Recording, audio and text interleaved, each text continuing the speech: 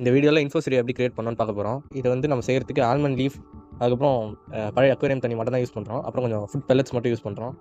நான் எடுத்துக்கிற மாதிரி ஒரு கண்டெய்னர் எடுத்துக்கோங்க. முக்கியமாக நம்ம பார்க்க வேண்டியது இதில் ஊற்றுற தண்ணி தான். இதில் ஊற்றுற தண்ணி நம்ம ஃப்ரெஷ் வாட்டரோ, ஆரோ வாட்டரோ, இல்லை போர் வாட்டர் அந்த மாதிரி எதுவும் யூஸ் பண்ணாதீங்க. இல்லை நம்ம ஏற்கனவே யூஸ் பண்ண அக்வேரியம் வாட்டர், அந்த பழைய அக்வேரியம் தண்ணி இருக்கும்ல, அதை வந்து உங்கள் அக்வேரியம் டேங்க்லேருந்து கொஞ்சம் மொண்டி இதில் ஊற்றிக்கோங்க. முக்கியமாக நம்மளுக்கு அடுத்தது தேவைப்படுறது பாதாம் இலை தான். அடுத்தது நம்ம பண்ண வேண்டியது ஆல்மண்ட் லீஃபை இந்த செட்டப்பில் ஆட் பண்ண வேண்டியது தான். அடுத்தது நம்ம என்ன பண்ண போகிறோம்னா பெல்லட்ஸ் எடுத்து இதில் போட போகிறோம்.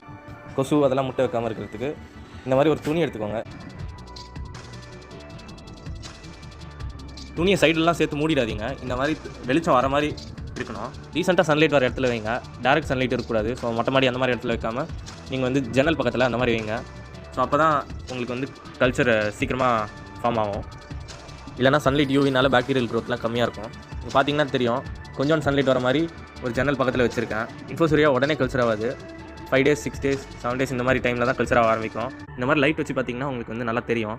நீங்கள் பார்த்தீங்கன்னா கீழே வெள்ளை வெள்ளையாக மூவ் ஆகுது இல்லை, அதான் இன்ஃபோசிரியா. இதை ஃபஸ்ட் ஃபீடாக சின்ன சின்ன ஃபிஷ்ஷோட ஃப்ரைஸ்க்கெலாம் கொடுக்கலாம். உங்களுக்கு இந்த வீடியோ பிடிச்சிருந்தா லைக் பண்ணுங்கள், ஷேர் பண்ணுங்கள், அப்புறம் மறக்காமல் நம்ம சேனலை சப்ஸ்கிரைப் பண்ணுங்கள். தேங்க்யூ கைஸ், பாய்.